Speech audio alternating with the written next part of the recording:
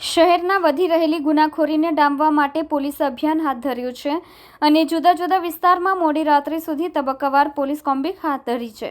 ત્યારે ગઈકાલ મોડી રાત્રે લિંબાયત પોલીસ સ્ટેશનના તાબા હેઠળ આવતા વિસ્તારમાં પોલીસે કોમ્બિંગ હાથ ધર્યું હતું। પોલીસ વિભાગના ઝોન 2ના માર્ગદર્શન હેઠળ લિંબાયત પોલીસ સ્ટેશનના બંને પોલીસ ઇન્સ્પેક્ટર પીએસઆઈની ટીમ તેમજ પોલીસ કર્મચારીઓની મોટી ફોજ મેદાનમાં ઉતરી હતી। લિંબાયત વિસ્તારમાં કોમ્બિંગ દરમિયાન હિસ્ટ્રી સીટર, પ્રોહિબિશન તેમજ માથાભારે તત્વોના મકાનો પર પોલીસે સર્ચ કરી સઘન ચેકિંગ હાથ ધરી હતી। આજ રોજ લિંબાયત પોલીસ સ્ટેશન વિસ્તારમાં કાયદો અને વ્યવસ્થાને નિયંત્રણ માટે અને જે વિસ્તારમાં ગુનેગારી કરતા તત્વો છે એના ઉપર કંટ્રોલ રાખવા માટે એક સ્પેશિયલ ડ્રાઈવનું આયોજન કરવામાં આવ્યું છે।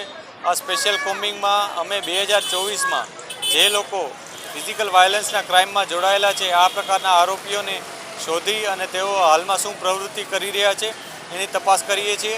આ માટે અમે અલગ અલગ ટીમો બનાવી છે। આ દરેક ટીમનું નેતૃત્વ એક સબ ઇન્સ્પેક્ટર કરે છે। દરેક ટીમમાં મહિલા પોલીસ સહિતની અમારી ટીમ હાજર છે।